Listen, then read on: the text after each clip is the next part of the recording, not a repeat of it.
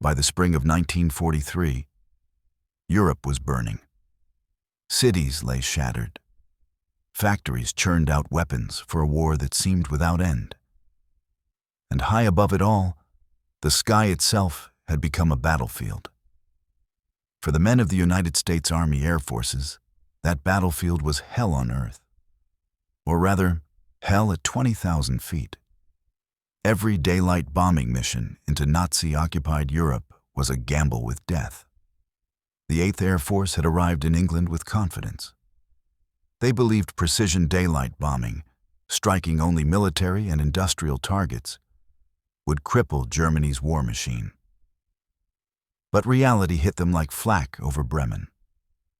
The bombers, B-17s and B-24s, flew deep into enemy territory without fighter escorts that could stay with them all the way. Their protective fighters, the P-38s, the P-39s, and the early P-40s, simply didn't have the range. Once the bombers crossed the German border, the escorts had to turn back, and that's when the vultures appeared. The Luftwaffe ruled those skies. Focke-Wulf 190s, Messerschmitt 109s. They came in fast, disciplined, and utterly ruthless. They knew exactly when the American escorts had to peel away, and they'd been waiting. Bomber crews described the experience as being alone in a sea of wolves. Entire squadrons vanished. It wasn't uncommon for a third of a bomber group to fail to return from a single mission. Bodies, smoke, parachutes. That was the sky over Germany in '43. At home, the myth of air superiority still held firm. But in the freezing gunner turrets and oxygen-starved cabins of the B-17 flying fortresses, morale was crumbling. The Luftwaffe was laughing, confident that the Americans could never touch the industrial heart of the Reich. But far away, in a small factory in California and another in Texas, something new was being built. A machine that would stretch the limits of speed, range, and power. A machine the Luftwaffe didn't yet know existed. But soon, they would. It was called the Mustang. And it would change everything. The birth of a legend. It began with a request, not from Washington, but from London. In 1940, the British Purchasing Commission approached North American aviation with an urgent need. They wanted more fighters. Fast. The Royal Air Force was fighting for survival. German bombers and fighters were crossing the Channel daily, and the British needed planes to replace their aging Curtiss P-40 Tomahawks. North American aviation could have simply built more of those. They had the license. But company president James Dutch Kindleberger made a bold offer. Instead of producing an old design, he said, "Give us 120 days, and we'll give you something better." It was an outrageous promise. A brand new fighter, built from the ground up in just 4 months. The design team worked around the clock. Edgar Schmude, a German-born engineer who'd once worked for Messerschmitt, led the project. He envisioned a fighter that was fast, sleek, and aerodynamically pure, with the performance to fight above 30,000 feet and the range to go wherever the bombers needed. The result was the NA-73X prototype. It rolled out of the factory in record time, 117 days after the first sketch was drawn. From the start, it looked different. Its wings were thinner and more efficient than any American fighter before it. Its airframe was clean, aerodynamic, with a low-drag radiator scoop beneath the fuselage that would later prove revolutionary. But when the first models, now called the Mustang, reached the British in early 1942, they had one serious limitation. They were powered by the Allison V 1710 engine, good at low altitude, but weak above 15,000 feet, exactly where bomber combat happened. At first, the Mustang was used for ground attack and reconnaissance, roles it excelled at. But the RAF pilots loved its handling. It was fast, nimble, and could dive like a bullet. They began whispering, if only it had a better engine. Then came a marriage that would change the war. A British engineer named Ronald Harker suggested fitting the Mustang with the Rolls-Royce Merlin, the same engine that powered the Spitfire and the Lancaster bomber. North American engineers got to work, and the result was nothing short of stunning. The new P-51B, with its Packard-built Merlin engine, could fly faster than 400 miles per hour and climb above 30,000 feet without strain. Even better, it could fly over 1,000 miles on a single tank. The RAF pilots were stunned. The Americans were ecstatic. For the first time, they had a fighter that could escort bombers all the way to Berlin and back. One test pilot wrote in his report, "This airplane performs like a dream. The enemy has nothing to match it." The legend of the Mustang was born, forged not just in metal, but in necessity, desperation, and a race against time. But no one yet knew just how crucial this machine would become, or how much blood would be spilled proving it. Into the fray. By late 1943, the air war over Europe had reached a breaking point. The 8th Air Force was losing bombers faster than they could replace them. Missions to Schweinfurt, Regensburg, and Bremen had turned into bloodbaths. Hundreds of airmen gone, thousands missing. Fighter cover simply didn't last long enough. The Thunderbolt, powerful but thirsty, had to turn back halfway across Germany. The Lightning, the P-38, struggled with engine reliability in the cold, thin air of high-altitude flight. Beyond those limits, the bombers were on their own. And that's where the Luftwaffe waited. German interceptors had perfected their craft. They climbed above the bomber streams, turned their noses downward, and made head-on passes. Slashing through formation after formation, it was organized slaughter. But then, in December 1943, the first Mustangs arrived in England. They wore olive drab paint and white stars, and their long noses and slender wings drew second glances from even the most jaded pilots. The bomber crews, desperate for salvation, watched them taxi across the frozen fields of East Anglia with cautious hope. Their first missions were experimental. Escort to Kiel, then to Bremen, then farther to the Ruhr. And something began to change. The Luftwaffe spotted these new planes and didn't quite know what to make of them. At first, they assumed it was a British design, perhaps a Spitfire variant. But when the dogfights began, they realized this was something new entirely. A pilot of the 354th Fighter Group recalled, "We didn't need to outturn them. We just outflew them. The Mustang could dive steeper, climb faster, and go farther. You could pick your fight and leave it when you wanted." Suddenly, the bombers weren't alone. When German fighters tried their usual head-on runs, P-51s fell on them from altitude like hawks. The Mustang's 50 caliber Brownings stitched silver arcs across the sky, chewing through Focke-Wulfs and Messerschmitts alike. The radio chatter, once confident, began to shift. German pilots muttered about the new one that climbed too high, dove too fast, and never seemed to run out of gas. The Luftwaffe still had skilled men, but fewer every month. Many of their best had died over Stalingrad or Sicily, or in the endless grind against Allied bombers. Now, the hunters were becoming the hunted. And yet, this was only the beginning.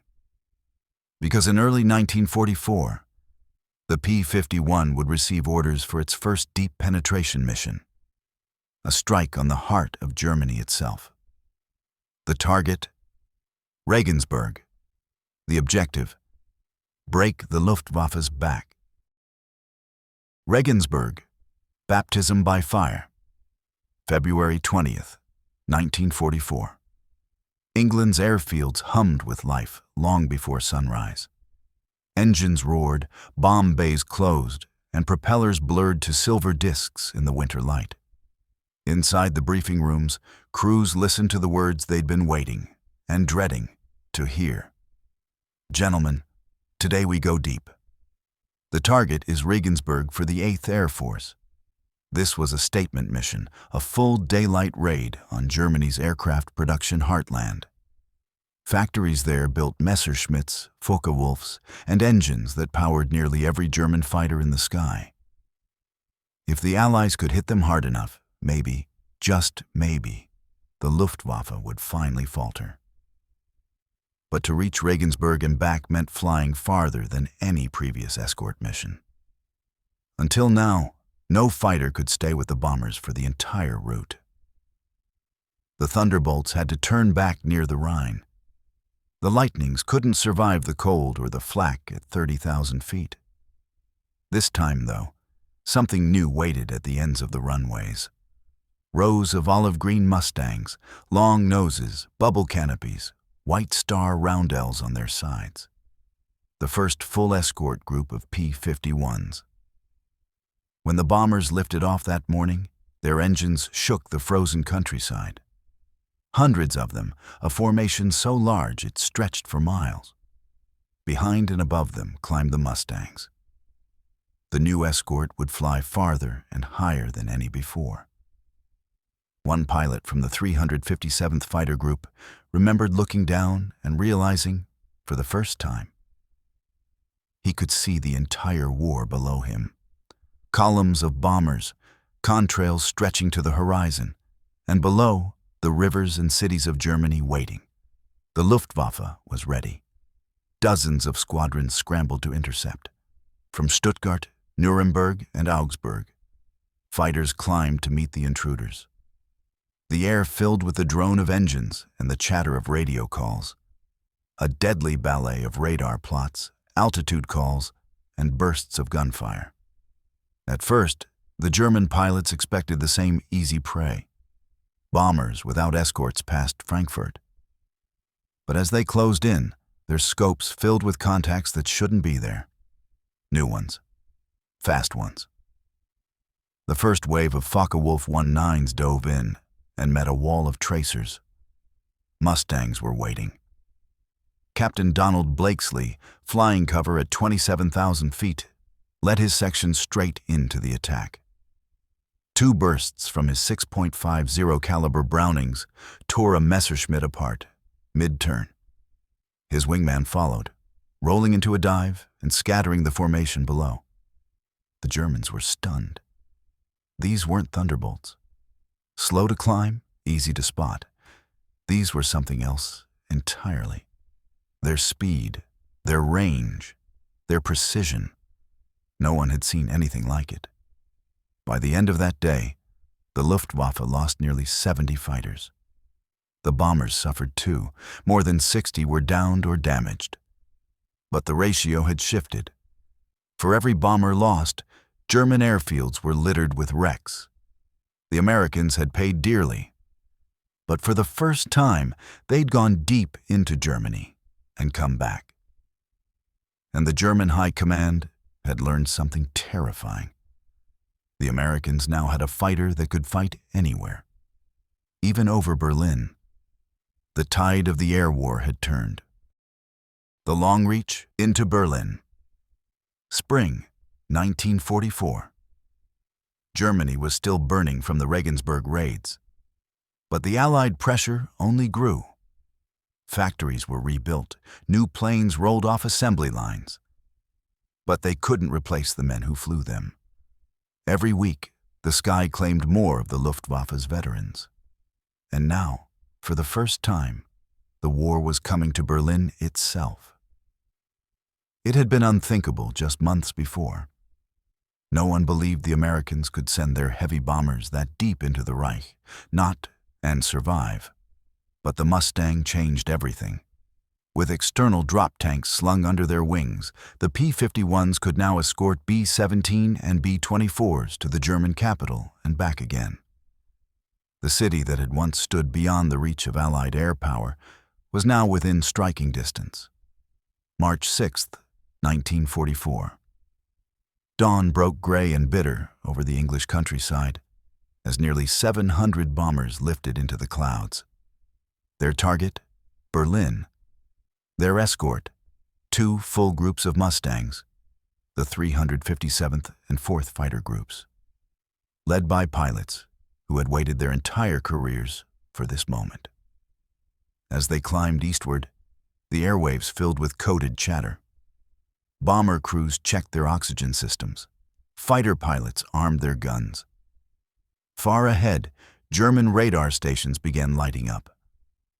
Klaxons screamed across the fields outside Berlin. Feindverband im Anflug. Enemy formation inbound. Within minutes, more than 500 German fighters were airborne. Messerschmitt 109s, Focke-Wulf 190s, even some Me-410s. Every machine that could still fly was thrown into the fight. It was a storm. Captain John C. Meyer, a Mustang pilot with the 352nd Fighter Group, later said, "It was like watching 2 tides collide. There was no left or right, no up or down, just motion, fire, and smoke." Dogfights erupted from 20 to 30,000 feet. The Mustang's superior dive speed and energy retention made it the hunter, even against experienced opponents. German pilots tried to turn fight as they had with earlier P-47s. But the Mustang didn't play by those rules. It struck fast, shot true, and climbed away before the enemy could react. For every American lost, 3 Luftwaffe fighters went down in flames. And then came the moment that changed everything. The first P-51 kills over Berlin. Major Donald "Don" Blakesley led his men straight through a wall of flak to meet a formation of twin-engine bombers.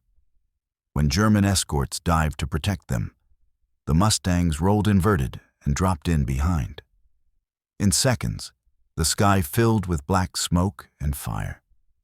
The Luftwaffe's commander, General Adolf Galland, later said it plainly. "When the Mustang appeared over Berlin, we knew the war was lost." By the end of that day, nearly 100 German fighters were destroyed. The bombers reached their targets, factories, rail yards, airfields, and, for the first time, came home with fighter cover all the way. From that moment, the psychological shift was irreversible. The Luftwaffe's aura of control, its once feared dominance, had shattered. The P-51 had done what no Allied fighter before it could. It didn't just protect the bombers. It destroyed the very idea that Germany could win the air war. And yet, this was only the beginning of its legend. The Mustang would soon range even farther, across France, Poland, and deep into the heart of the collapsing Reich. But for the men in those cockpits, this mission, the day they reached Berlin, was something they would never forget. Because on that cold March morning, the symbol of German air power fell silent. And in its place, the long, unmistakable hum of the Mustang filled the European sky. The turning sky, D-Day, and the fall of the Luftwaffe. By June of 1944, Europe had changed shape. The skies that had once belonged to the Luftwaffe now belonged to the thunder of engines painted with white invasion stripes. The Mustang, the Thunderbolt, and the Lightning ruled the air. A living curtain that stretched from England to Normandy. In the months leading to D-Day, the Allies had one mission: total air supremacy. Not just to protect the invasion fleet, but to choke the German war machine before it could react. Every rail line, every airfield, every fuel depot across northern France was marked, photographed, and destroyed. The Luftwaffe tried to respond. They always did. But each time they climbed, they met a sky already full of Mustangs. For German pilots, it was a nightmare of attrition. They were outnumbered, outtrained, and outgunned. Fuel shortages meant fewer practice flights, less training for new recruits, and more rushed missions where failure was certain. By now, many German fighters barely made it to the front lines before running low on fuel. And even when they did, they found themselves swarmed by aircraft that could dive faster, climb higher, and fight longer. A Luftwaffe veteran later wrote, "It was not that they were better men. It was that they were always there. No matter when or where we took off, they were already waiting." That was the key difference.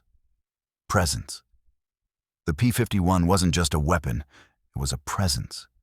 It changed behavior. It dictated where the enemy could go, how they could fight, and even when they dared to fly. On June 6, 1944, D-Day, over 11,000 Allied aircraft filled the sky above Normandy. The Luftwaffe sent fewer than 300. For the first time since the war began, German soldiers looked up and saw nothing of their own air force. No shrieking Stukas, no swooping Messerschmitts, only the endless drone of Allied power. Mustangs roamed the coast in hunter-killer groups, shooting down anything that moved. They strafed convoys, shredded trains, and destroyed columns of armor trying to reach the beaches. Every time a German pilot tried to intervene, he was intercepted before even reaching the front. Many never saw their enemy, only tracers flashing past their wings and then fire. By summer's end, the Luftwaffe's nightmare was complete. They had lost over 2,000 aircraft in less than 3 months. Many squadrons were down to a handful of flyable planes. The once proud Jagdgeschwader units, JG-2, JG-26, JG-54, were ghosts of their former selves. And yet, they kept fighting. Young boys barely out of training took to the skies in desperate attempts to defend what was left.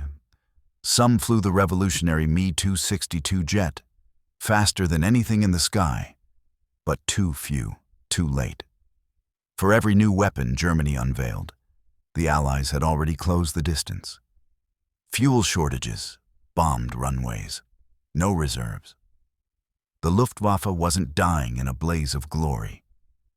It was being strangled by logistics, by sheer exhaustion. And the Mustang, more than any other weapon, made that possible.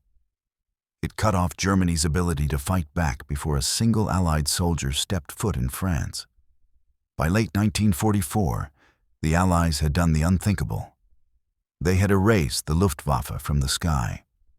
A British pilot flying over France summed it up perfectly in his diary. "We own the air.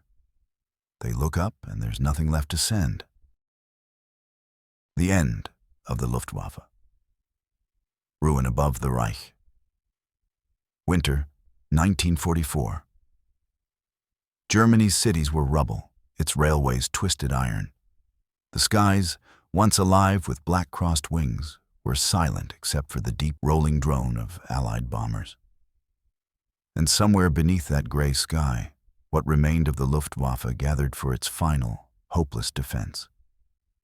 They were flying on fumes, both in fuel and in faith. Each sortie was a suicide mission dressed as duty. Many pilots were barely trained. Some had never fired their guns in combat.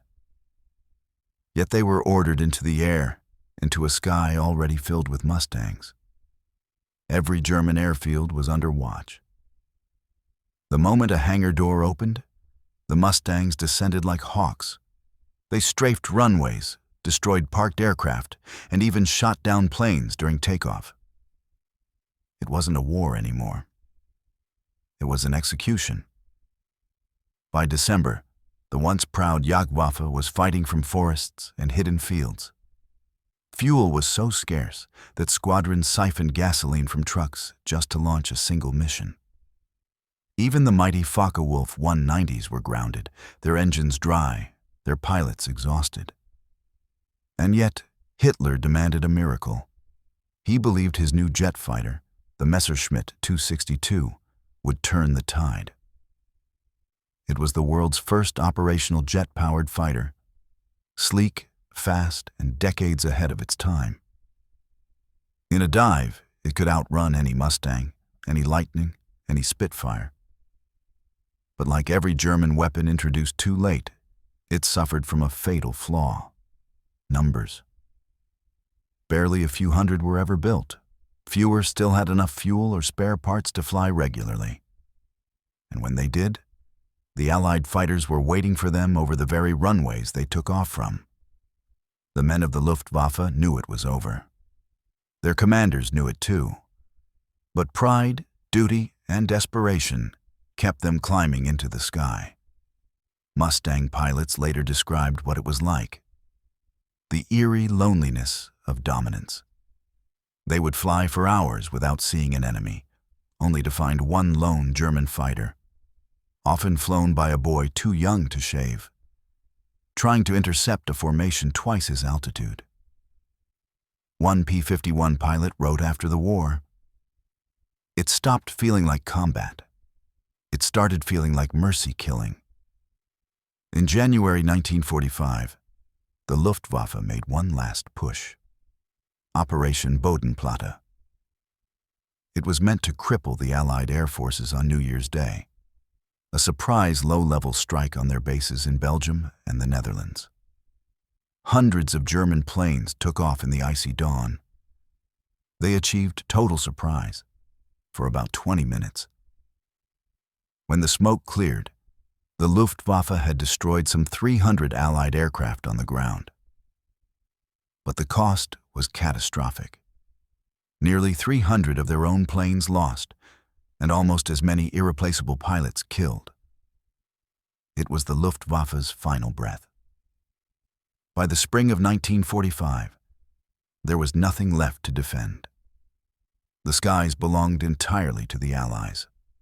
The Luftwaffe, once the most feared air arm in the world, had been reduced to ashes.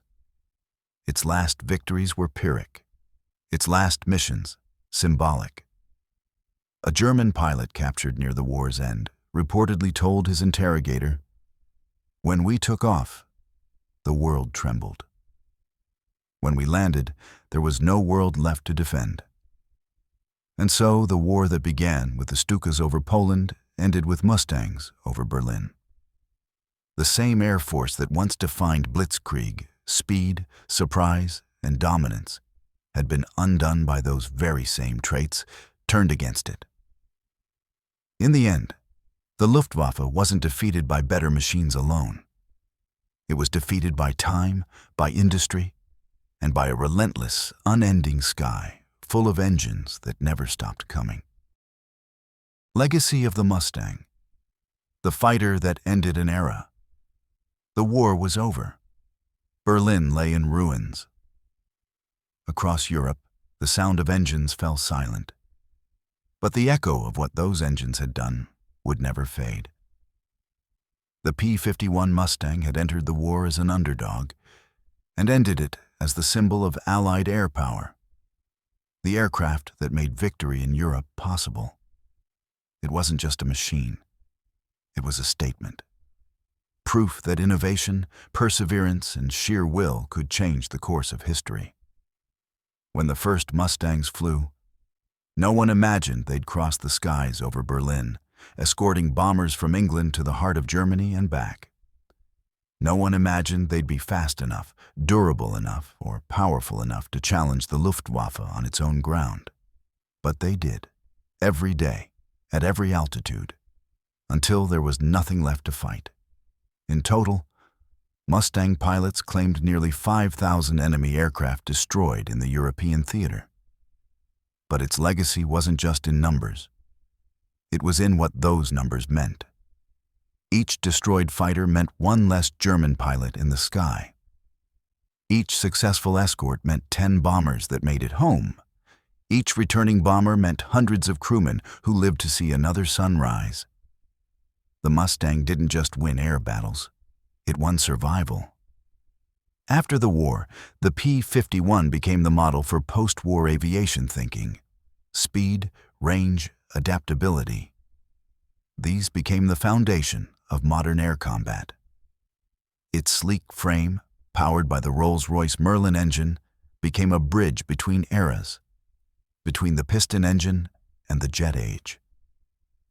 Even the first American jets borrowed lessons learned from the Mustang: how to balance power with endurance, how to shape a wing that loved both altitude and speed, how to build a fighter that could fight anywhere on Earth.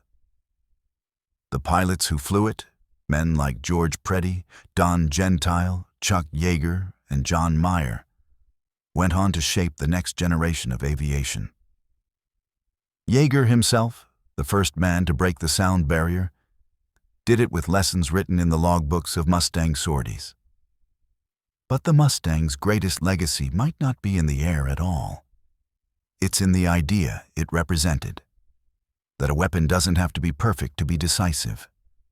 That adaptability, not purity, wins wars. And that sometimes the most underestimated thing in the hangar can become the one that changes everything. The Luftwaffe laughed at it once. They saw its heavy frame, its broad wings, and thought it was slow, clumsy, a milk bottle. But when that milk bottle came screaming down from 30,000 feet, spitting fire at 3,400 rounds per minute, no one laughed again.